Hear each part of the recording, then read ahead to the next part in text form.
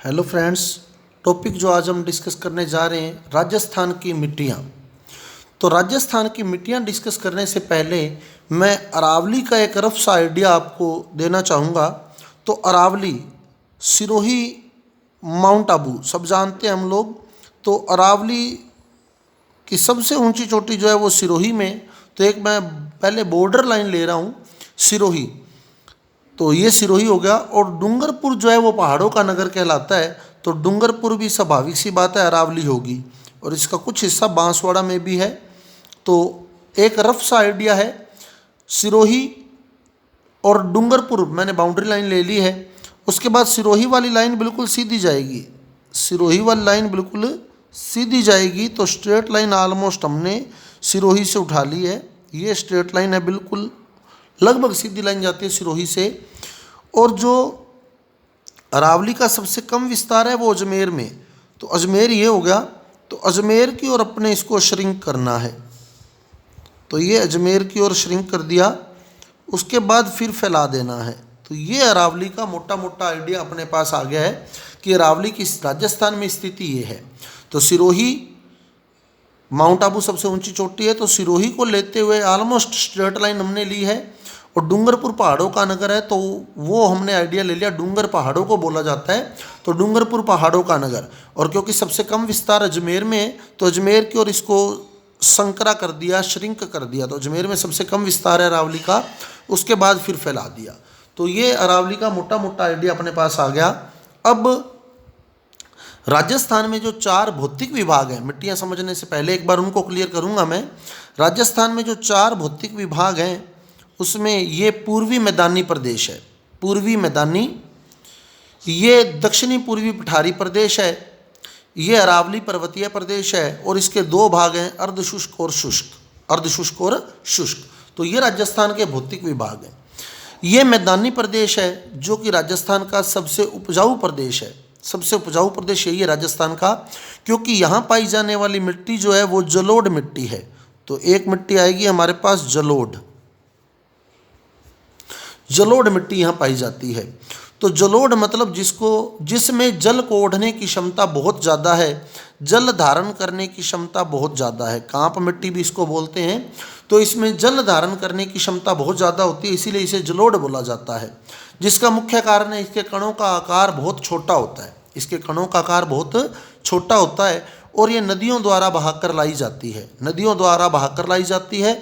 कणों का आकार छोटा होता है। तो अपने पढ़ा है चंबल। क्योंकि कण का आकार छोटा होगा तो वो कण हल्के होंगे तो वो नदी के पानी के साथ बहकर आ जाएंगे। तो इधर से चंबल नदी आती है, इधर से बनास नदी आती है, बाणगंगा नदी आती है, साबी नदी आती है। तो ये हमने डिस्कस की है सारी। तो यहाँ जलोढ़ मिट्टी एकत्रित हो जाती है। जब यहाँ जलोढ़ मिट्टी एकत्रित हो जाती है तो जलोढ़ यानी जल को ओढ़ने वाली, तो जल धारण करने की क्षमता उसकी बहुत ज़्यादा है। तो जल को वो काफ़ी समय तक धारण किए रख सकती है, जिससे ये भूमि जो है वो उपजाऊ भूमि है। अब छोटे कणों की जल धारण क्षमता क्यों ज़्यादा होती है इसका भी मैं एक सिंपल सा यहाँ शो करूँगा। देखें आप। तो ये मान लो मिट्टी का एक कण है।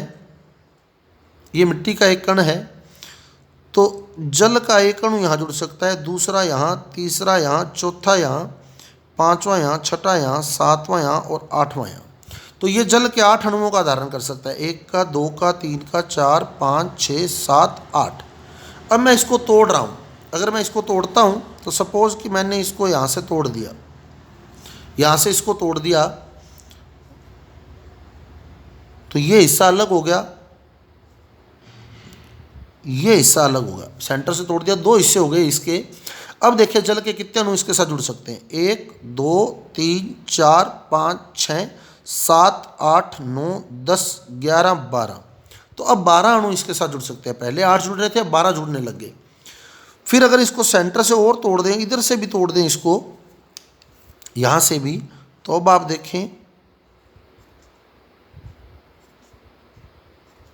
तो अब टोटल 16 अणु इसके साथ जुड़ सकते हैं। 1, 2, 3, 4, 5, 6, 7, 8, 9, 10, 11, 12, 13, 14, 15, 16।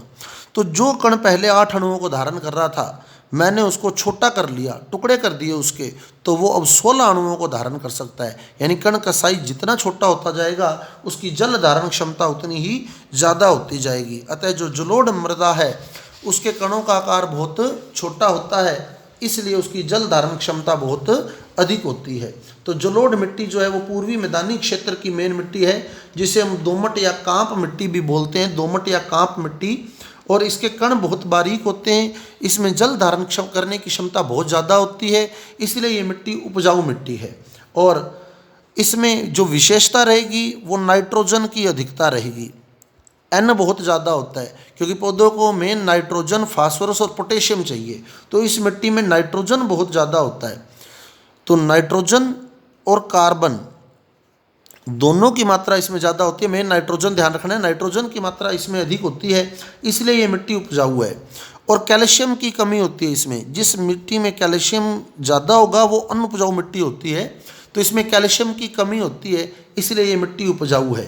फिर ये रबी व खरीफ दोनों प्रकार की फसलों के लिए लाभदायक है। रबी व खरीफ दोनों फसलें इसमें पनप सकती हैं।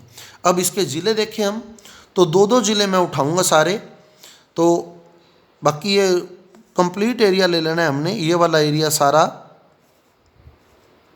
ये पूरा एरिया जो है ये सारा जलोढ़ मिट्टी का है, पूर्वी मैदानी प्रदेश। इस पूरे में जलोढ़ मृदा है, जलोढ़ मिट्टी से बना क्षेत्र है ये। तो ये ऑलमोस्ट जलोढ़ मिट्टी का क्षेत्र है पूरा।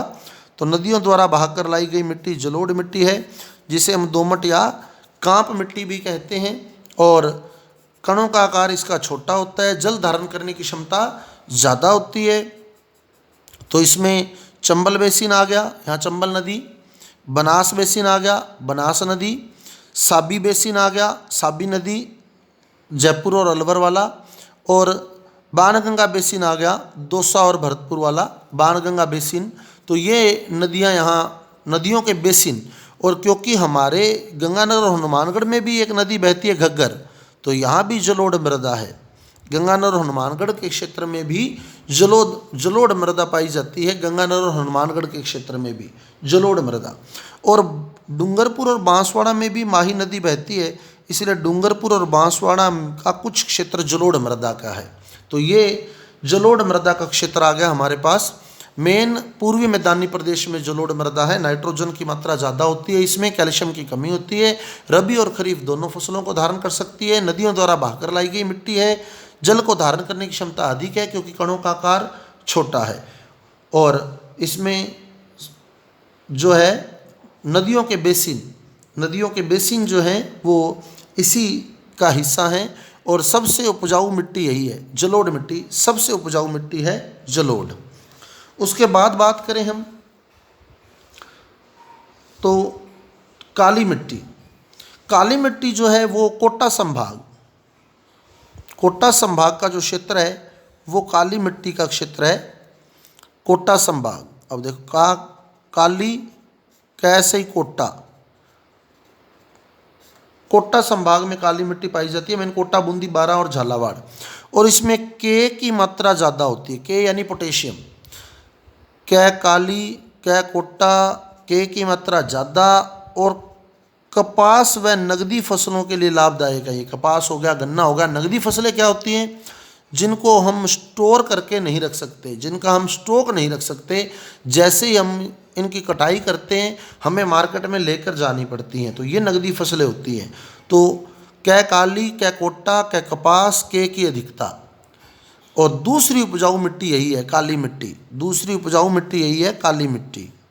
तो काली मिट्टी जो है कोटा संभाग के अंदर। तो ये दो मृदाएं, दोनों उपजाऊ मृदाएं हैं। तो पहली जलोढ़ मृदा, दूसरी काली। अब बात करें हम काली मिट्टी के बाद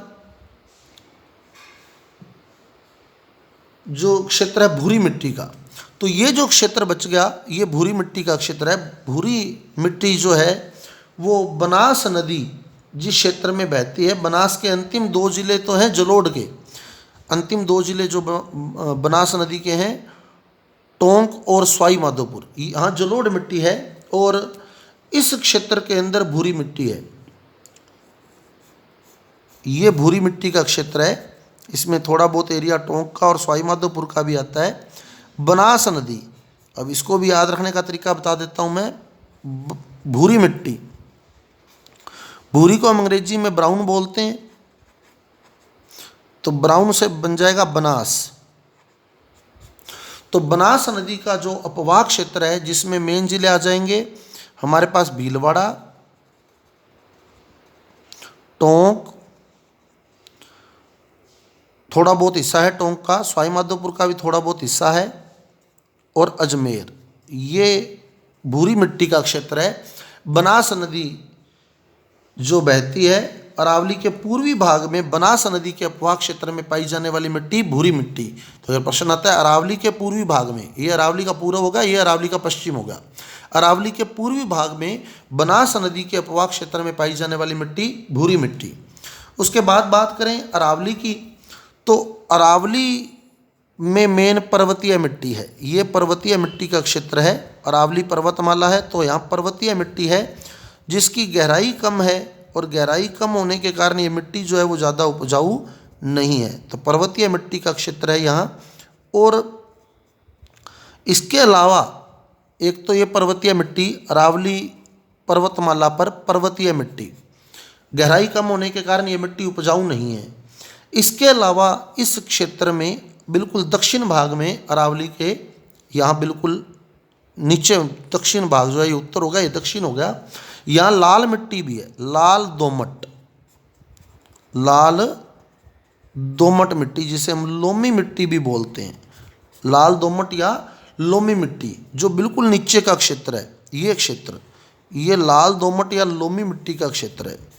लाल दोमट या लोमी मिट्टी, लाल दोमट या लोमी मिट्टी। अब लाल रंग क्यों है इसका? क्योंकि इसमें आयरन के ऑक्साइड की अधिकता है। आयरन की अधिकता के कारण इसका रंग लाल है। लोहे की अधिकता के कारण हमारे रक्त का रंग भी लाल है, क्योंकि रक्त में भी लोहा पाया जाता है। तो ऐसे ही लाल दोमट मिट्टी भी आयरन ऑक्साइड की अधिकता के कारण ही लाल रंग की दिखाई देती है, और इसमें भी जल ग्रहण करने की क्षमता है, इसलिए ये भी उपजाऊ मिट्टी है। और मेन ये मक्का की फसल के लिए लाभदायक है।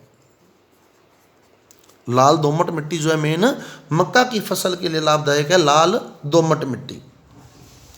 उसके बाद अपने चलें अब इस साइड आगे, तो यहाँ लवणीय मिट्टी भी है, इस साइड लवणीय मृदा भी है। सेम समस्या जिसको हम बोलते हैं, जो सेम का कारण है वो लवणीय मिट्टी है।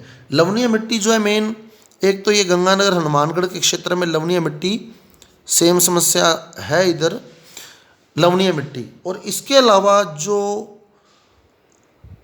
लूणी का अंतिम भाग है, बांसवाड़ा और जालोर वाला, यहाँ भी बाड़मेर और जालोर वाला, यहाँ भी लवणीय मिट्टी है। तो लवणीय मिट्टी लूणी का अंतिम भाग कच्छ के रण में विलुप्त होती है। रण जो है वो सेम से ही जुड़ा हुआ है, रण दलदली भूमि को बोला जाता है। तो एक तो लवणीय मिट्टी में आगे बाड़मेर और जालोर का क्षेत्र, और एक आ गया गंगानगर और हनुमानगढ़ का क्षेत्र, ये लवणीय मिट्टी के क्षेत्र हैं। इसके अलावा अरावली के पश्चिम में देखें हम तो लवणीय मिट्टी, लवणीय मिट्टी में हमारे पास गंगानगर हनुमानगढ़, बीकानेर के क्षेत्र में भी है लवणीय मिट्टी। कुछ एक लवणीय मिट्टी जो है बीकानेर के क्षेत्र में भी है थोड़ी बहुत, बाकी मेन गंगानगर हनुमानगढ़ जालोर और बाड़मेर, यहाँ लवणीय मिट्टी है। सेम समस्या बोलते हैं जिसको हम, और इसका जो उपचार है वो जिप्सम से, जिप्सम का उपयोग करके हम लवणीय भूमि का उपचार कर सकते हैं।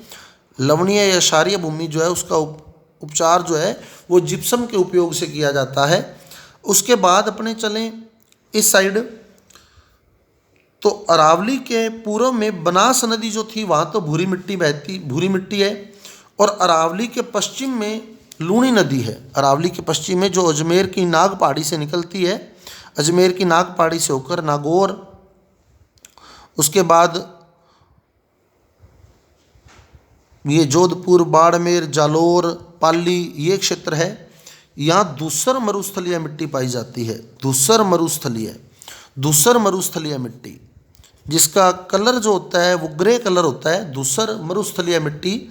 तो धूसर मरुस्थलीय लूणी नदी के प्रवाह क्षेत्र में पाई जाती है। धूसर मरुस्थलीय मिट्टी ग्रे कलर होता है इसका, और ये भी बिल्कुल जो मरुस्थलीय मिट्टी है उसकी तरह रेतीली या बलुई मिट्टी कह दे, बाकी सारा क्षेत्र ये जो है ये रेतीली या बलुई मिट्टी का है। जो बच गया क्षेत्र रेतीली या बलुई मिट्टी, दोनों की प्रॉपर्टी सेम है, सिर्फ कलर का फर्क है। इसका गोल्डन सा कलर होता है, इसका ग्रे कलर होता है। दोनों के कण बड़े हैं तो जल धारण करने की क्षमता कम है।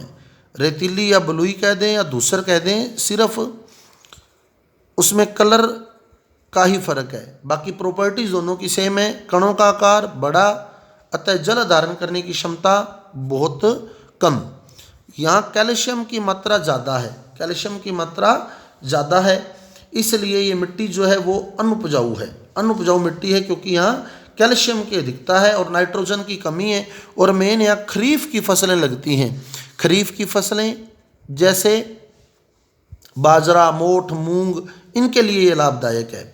और सिरोजम मिट्टी जो है या नाइट्रोजन और कार्बन, सेम वही बात लूणी के प्रवाह क्षेत्र में है, यहाँ नाइट्रोजन और कार्बन की कमी है, इसलिए ये मिट्टी भी अनुपजाऊ है। इसके कणों का आकार भी बड़ा होता है। इससे हम धूसर मरुस्थलीय मिट्टी को हम सिरोजम मिट्टी, सिरोजम या धूसर मरुस्थलीय मिट्टी जो है एक ही बात है, सिरोजम या धूसर मरुस्थलीय मिट्टी। तो 8 मिट्टियाँ आ गई हमारे पास, एक बार फिर क्लियर कर लें। जलोढ़ मिट्टी सबसे उपजाऊ, पूर्वी मैदानी प्रदेश का ज़्यादातर हिस्सा, कणों का आकार छोटा, जल धारण करने की क्षमता ज़्यादा, नाइट्रोजन की अधिकता, कार्बन की अधिकता, कैल्शियम की कमी, और इसीलिए ये मिट्टी उपजाऊ है। कैल्शियम की कमी है, नाइट्रोजन की मात्रा ज़्यादा है, और रबी और खरीफ दोनों प्रकार की फसलों के लाभदायक है। फिर आगे काली मिट्टी, क्या काली, क्या कोट्टा, के की अधिकता, कपास जैसी नगदी फसलों के लिए लाभदायक। फिर बनास नदी का जो प्रवाह क्षेत्र है, अरावली का बिल्कुल पूर्वी भाग, तो वहाँ भूरी मिट्टी पाई जाती है, भूरी मिट्टी। फिर अरावली पर्वतमाला पर ज़्यादातर पर्वतीय मिट्टी है, लेकिन दक्षिण भाग के अंदर जो है वो लाल मिट्टी, लाल दोमट मिट्टी या लोमी मिट्टी भी जिसको बोलते हैं, वो पाई जाती है, और इसमें आयरन की अधिकता होती है। मक्का जैसी फसल के लिए ये लाभदायक है, आयरन की अधिकता के कारण इसका रंग लाल है। फिर आगे हमारे पास लवणीय मिट्टी, लवणीय मिट्टी जो है वो सेम समस्या से जुड़ी हुई है, और सेम समस्या का उपचार हम जिप्सम से करते हैं। गंगानगर, हनुमानगढ़, बीकानेर, जालोर और बाड़मेर, ये क्षेत्र लवणीय मिट्टी में आते हैं। फिर आगे धूसर मरुस्थलीय या सिरोजम मिट्टी जो अरावली के पश्चिम में लूणी नदी के प्रवाह क्षेत्र में पाई जाती है। धूसर मरुस्थलीय या सिरोजम मिट्टी है, कणों का आकार बड़ा है, नाइट्रोजन की कमी है, कैल्शियम की अधिकता है, कार्बन की कमी है, जल धारण करने की क्षमता कम है, इसलिए मिट्टी अनुपजाऊ है। फिर बाकी जो क्षेत्र है राजस्थान का, ज़्यादातर भाग रेतीली या बलुई मिट्टी से बना है, तो यहाँ भी कणों का आकार, मिट्टी के कणों का आकार बड़ा है, कैल्शियम की अधिकता है, नाइट्रोजन की कमी है, बिल्कुल इसके अपोजिट है। कैल्शियम की अधिकता है, नाइट्रोजन की कमी है, कणों का आकार बड़ा है, इसलिए मिट्टी अनुपजाऊ है। जल धारण करने की क्षमता इसमें नहीं होती। यही कारण है कि जैसे ही बरसात होती है ये मिट्टी सूख जाती है, क्योंकि ये जल को धारण करने की क्षमता नहीं रखती। तो जल जो होता है वो तुरंत वापस उड़ जाता है, तो ये मिट्टी तुरंत सूख जाती है, बहुत जल्दी सूखती है ये मिट्टी। और यहाँ मेन खरीफ की फसलें जैसे बाजरा है, मोठ है, मूंग है, उनके लिए मिट्टी लाभदायक है। तो ये राजस्थान की 8 मिट्टियाँ हमने डिस्कस की हैं। Thank you.